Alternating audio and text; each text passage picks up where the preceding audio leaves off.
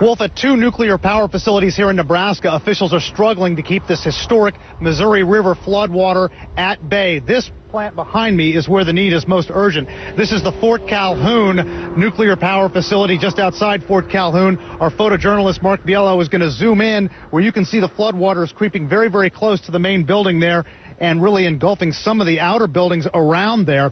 Now, this is the facility where yesterday a worker accidentally punctured a hole in a 3/4 mile long aqua berm that had been built to protect this facility. That berm had been filled with water. A hole was punctured in it.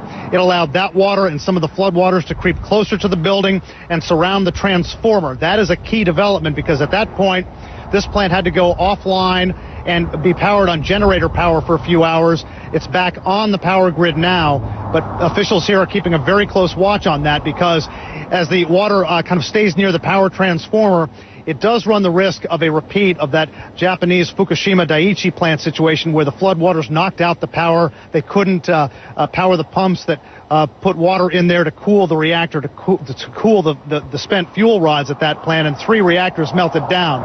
Obviously, they're trying to avoid a repeat of that here, and they say this plant is in a much different situation. They say it's much more safe right now, and they have this under control, but they are watching those transformers because, again, they power the pumps that send in the cool water to basically cool the reactor, to cool the spent fuel rods. If the transformers are flooded, if they get knocked out, that's going to be a pretty dicey situation. But they say that right now, this plant is safe, and they are operating off the regular power grid right now. This plant was shut down in April for refueling, so it's not actually functioning to power electricity around this area, but they still need the power to cool those rods, to cool the reactor, and that's what they're watching very closely as the water creeps toward that transformer. At another plant about 80 miles south of here, that's the Cooper Station plant.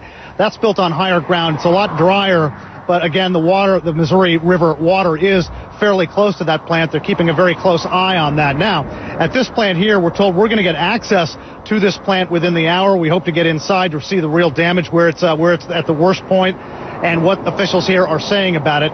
If we can get out in time, we'll of course come out and show some of our viewers the pictures of what we saw inside. Either way, we'll show viewers those pictures as soon as we get out, Wolf. But again, this is pretty much the most urgent area where officials are trying to keep the floodwaters from compromising this nuclear power.